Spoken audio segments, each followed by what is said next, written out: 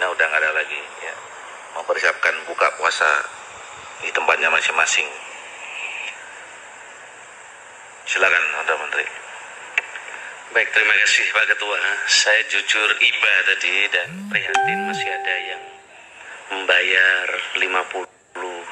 Aturan sudah kita buat, tapi peluang selalu ada di balik aturan yang kita buat. Tadi sampaikan oleh Pak Ketua, kasus bayar 50 juta itu saya waktu jadi kepala daerah juga tahu belakangan saya itu. Bahwa zaman itu juga jadi oknum ini memang luar biasa. Dan tentu saya tadi prihatin mendalam dengan kejadian ini. Tentu ini mesti kita lakukan langkah-langkah bersama Pak Ketua.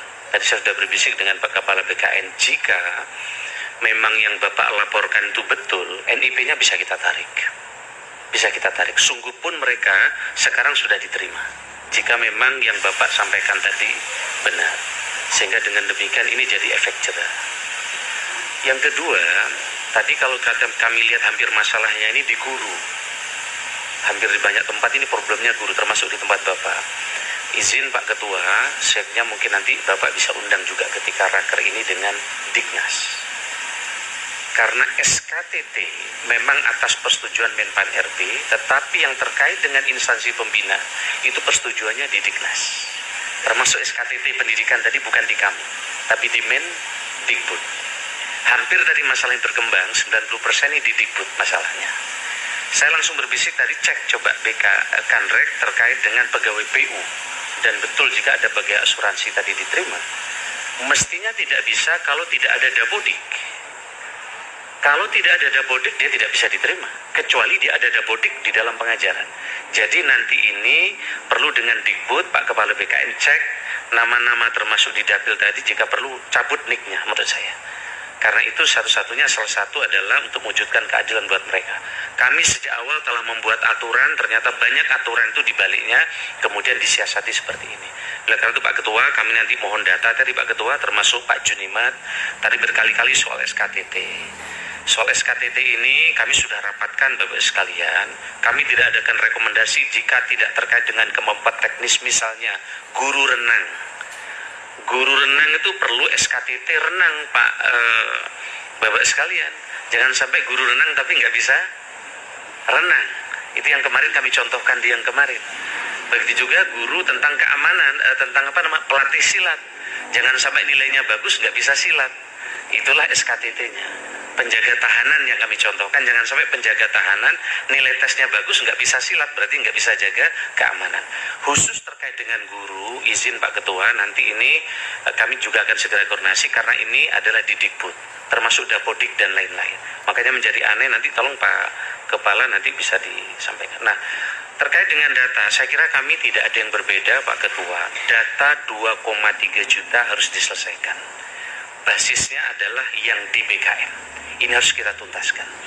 Soal tes tadi Bapak sekalian, itu hanya formalitas.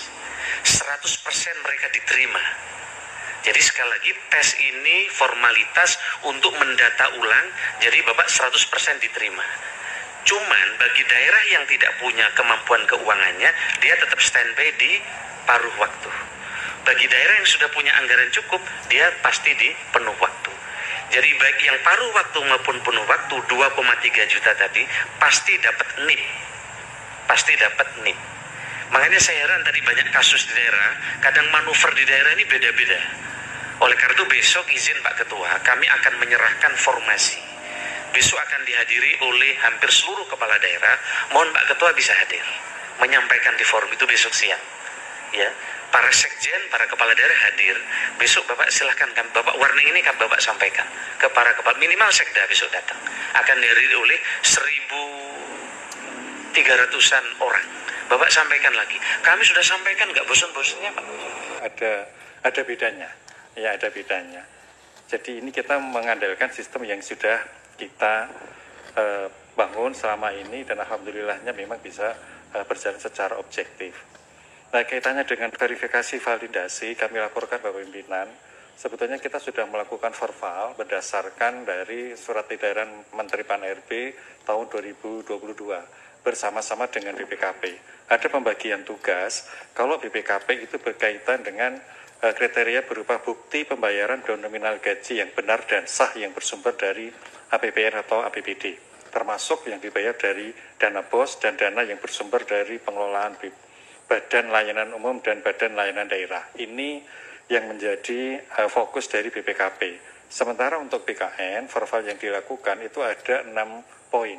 Yang pertama SPTJM, kemudian yang kedua SK pengangkatannya sebagai tenaga kontrak atau non-ASN, kemudian kita lihat masa kerjanya, apakah sudah bekerja paling singkat 1 tahun pada 31 Desember 2021, kemudian usianya paling rendah 20 tahun dan paling tinggi 56 tahun pada 31 Desember 2021. Kemudian kita lihat juga pendidikannya yang dibuktikan dengan ijazah, dan yang terakhir adalah jabatan-jabatan yang sesuai dengan SE Menpan. Jadi ini kita lakukan, Bapak Pimpinan, dan kita selalu berkoordinasi dengan teman-teman di BPKP. Sehingga profil ini harapannya nanti untuk memastikan bahwa yang bersangkutan itu betul-betul memenuhi syarat untuk diangkat menjadi P3K. Kemudian tadi kalau misalnya ada rumor yang mengatakan BKN meminta kuota, insya Allah sampai saya ini nggak ada, Bapak Pimpinan. Jadi mohon maaf, kami sering mencontohkan pimpinan BKN pun anaknya juga tidak lulus. Sehingga ini bisa terbukti bahwa tidak ada jatah dari BKN untuk memperoleh kuota pengangkatan sebagai calon aparatur sipil negara.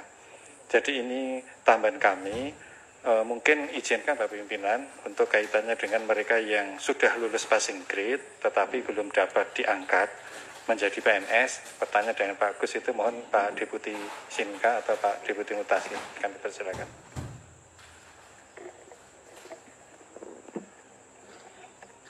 Terima kasih Pak Kepala, mohon izin Pak Menteri, Pak Ketua. Assalamualaikum warahmatullahi wabarakatuh. Dapat kami laporkan terkait dengan kasus yang tadi disampaikan oleh Pak Gus Pardikaus bahwa ini adalah pengangkatan P3K guru pada tahun 2021, Pak. Jadi pengangkatan guru P3K guru tahun 2021 itu menggunakan sistem UNBK, sistemnya Kementerian Dikbud. Nah, pada saat itu memang formasi untuk gurunya belum ditetapkan pada saat seleksi dilakukan. Sehingga mereka kemudian mengikuti seleksi dan lulus passing grade yang sudah ditetapkan.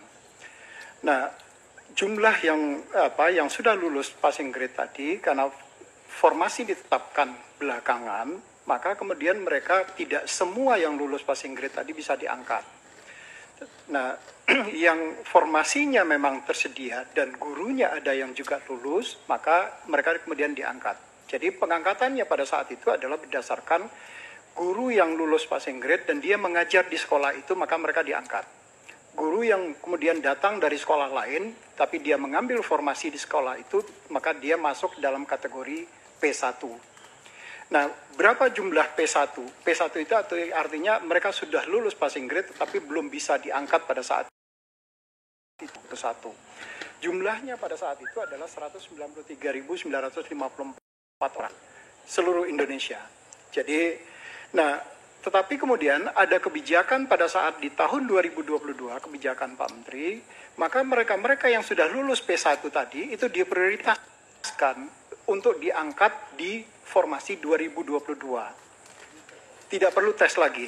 Dan mereka yang kemudian sudah lulus itu, formasinya yang sudah diajukan oleh instansi pada tahun 2022 tersebut, itu sebanyak 130.432 orang. Itu sudah diangkat, yang dia tidak perlu lagi mengikuti tes di tahun 2022 karena formasinya sudah diusulkan oleh instansi. Artinya masih ada tersisa karena yang jumlah seluruhnya 193 dan yang diangkat di tahun 2022 130.000. Nah, di tahun 2023 kemarin kebijakan yang sama juga diperlakukan. Jadi mereka yang sisa dari P1 tadi itu kemudian diusulkan formasinya oleh instansi kembali di tahun 2023 tanpa tes lagi karena mereka sudah lulus P1, maka jumlah yang diangkat di tahun 2023 sebanyak 47.975 orang.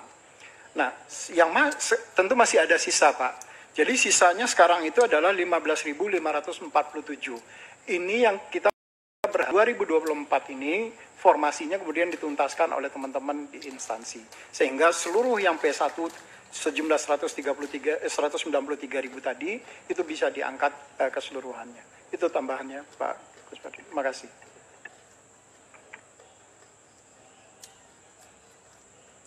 Baik, makasih. Izin Pak Ketua, sebelum saya lanjutkan Pak Abbas, saya minta silakan. Baik, terima kasih. Izin Pak Pimpinan dan Bapak Ibu sekalian, Pak Menteri. Jadi yang pertama mungkin yang Bu Rosi tadi, bahwa seluruh warga negara kan memang memiliki hak untuk bisa melamar jadi ASN. Jadi kalau kita melarang malah kita melanggar undang-undang. Namun kami ada Permen 62 Bu, 2020 yang memungkinkan tadi penugasan dosen PNS ke swasta. Jadi ada penugasan di luar instansi pemerintah dan di dalam instansi pemerintah. Yang penting dari Dikbudnya nanti ada penugasan ke perguruan tinggi yang bersangkutan. Jadi kami sudah siapkan Bu di Permen 62 tahun 2020. Koordinasinya sama siapa itu Pak?